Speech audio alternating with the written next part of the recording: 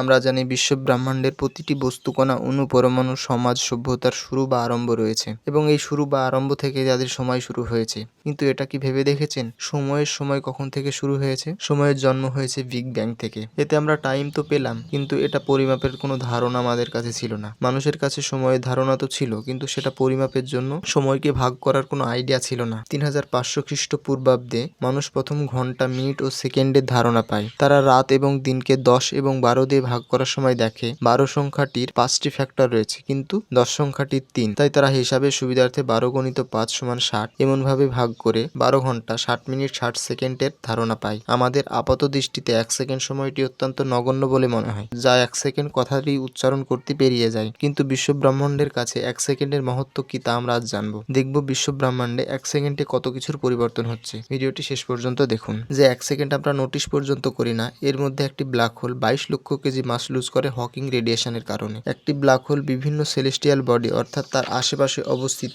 গ্রহ, উপগ্রহ, এমনকি নক্ষত্র পর্যন্ত গ্রাস করে ফেলে এবং নিজের মাস অর্থাৎ ওজন বাড়ায়। কিন্তু হকিং রেডিয়েশনের ফলে তার ওজন হারাতে থাকে, অবশেষে ভ্যানিশ হয়ে যায়। 1 সেকেন্ডে কতগুলো ব্ল্যাক হোল ভ্যানিশ হয় সেটা তো জানা নেই, তবে এটা জানা আছে যে 1 সেকেন্ডে বিশ্ব ব্রহ্মাণ্ডে 4টি নতুন ব্ল্যাক হোল তৈরি হচ্ছে। আরও একটা মজার ব্যাপার হলো ব্ল্যাক হোলের সামনে কাটানো 1 সেকেন্ড 10 লক্ষ বছরের সমান। এর কারণ হলো টাইম ডাইলেশন। টাইম ডাইলেশন সম্পর্কে জানতে হলে কমেন্টে অবশ্যই জানাবেন। টাইম ডাইলেশন কি? এক কথায় বলতে গেলে ম্যাসিভ অবজেক্টের উপস্থিতিতে সময় স্লো চলতে থাকে, যার কারণে ভূপৃষ্ঠে পৃথিবীর মধ্যাকর্ষণ বলের কারণে জিরো গ্রাভিটিতে থাকা ইন্টারন্যাশনাল স্পেস স্টেশনে থাকা অ্যাস্ট্রোনটদের সময়ের পার্থক্য তৈরি হয়। বিশ্ব ব্রহ্মাণ্ডে অবস্থিত ডার্ক ম্যাটার এবং ডার্ক এনার্জির জন্য ইউনিভার্স প্রতিনিয়ত প্রসারিত হচ্ছে, যা 1 সেকেন্ডে 3.086 × 10⁻13 কিলোমিটার বেগে। শুনে অবাক হবেন, আমাদের বিশ্ব ব্রহ্মাণ্ডে প্রতি সেকেন্ডে 4800 নতুন তারা জন্ম নিচ্ছে। যেমন আমরা জানি যা জন্ম আছে তার মৃত্যু নিশ্চিত, তেমনি কিছু তারা বুড়ো হওয়ার পর আবার ইউনিভার্সে নিশ্চিহ্ন হয়ে যাচ্ছে,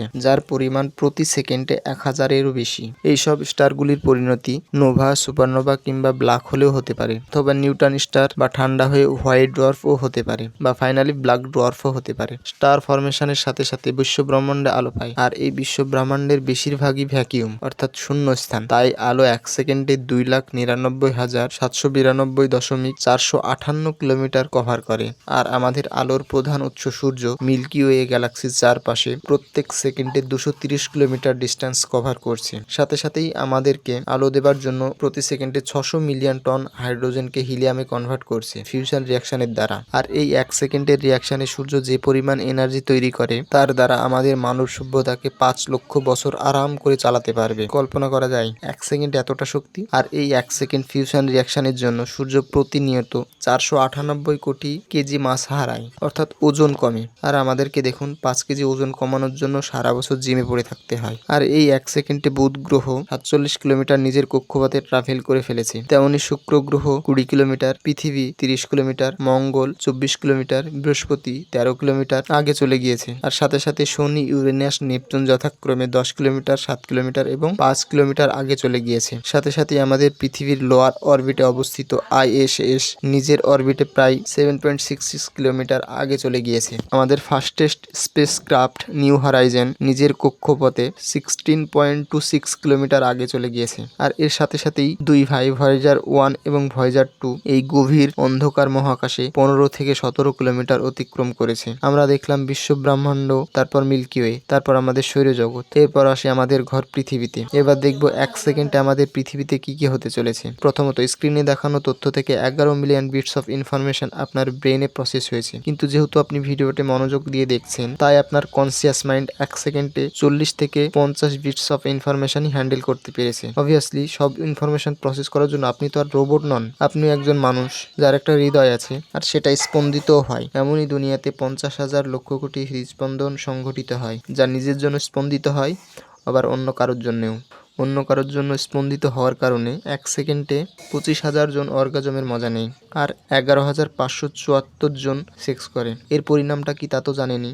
দুনিয়াতে প্রত্যেক সেকেন্ডে 4টি বাচ্চা জন্মগ্রহণ করে, আর 1 লাখেরও বেশি রাসায়নিক বিক্রিয়া সংঘটিত হচ্ছে শুধুমাত্র একটি কোষে, যাকে আমরা মেটাবলিজম বলে থাকি, যার ফলে দেহে 3.8 মিলিয়ন নতুন কোষের জন্ম হচ্ছে, সাথে সাথেই 1 মিলিয়ন কোষের বিনাশ ও 2 জন মানুষের মৃত্যু। এবার আসি টেকনোলজির দুনিয়ায়। দুনিয়ার ফাস্টেস্ট সুপার কম্পিউটার 1 সেকেন্ডে 33 কুইন্টিলিয়ন 860 ট্রিলিয়ন প্রসেস করে, যা সংখ্যায় এমন দেখায়। এবার দেখি 1 সেকেন্ডে ইন্টারনেটের activity. Email send 34 lakhs, Google search 68,542, Facebook post 54,977, tweet 5,700, synapse 4,630, Instagram post 694। Finally ইউটিউবে প্রতি সেকেন্ডে 6 ঘন্টা পরিমাণ ভিডিও আপলোড হচ্ছে। অবাক হলেন তো?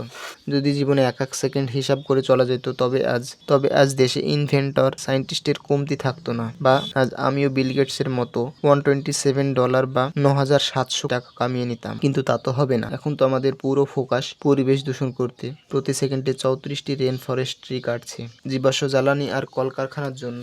প্রতি সেকেন্ডে 1120 টন CO2 আমরা বায়ুমণ্ডলে ছাড়ছি, 41 টন আবর্জনা তৈরি করছি, আর আমাদের এই সুন্দর পৃথিবীটাকে মৃত্যুর মুখে ঠেলে দিচ্ছি। এবার বলুন, এই পৃথিবীটি বাঁচানোর দায়িত্বটা কার? আপনারও, ঠিক তো? তাই এবার বাড়ি থেকে বেরোনোর সময় বাড়িতে পড়ে থাকা পুরনো সাইকেলটি একটু ব্যবহার করুন।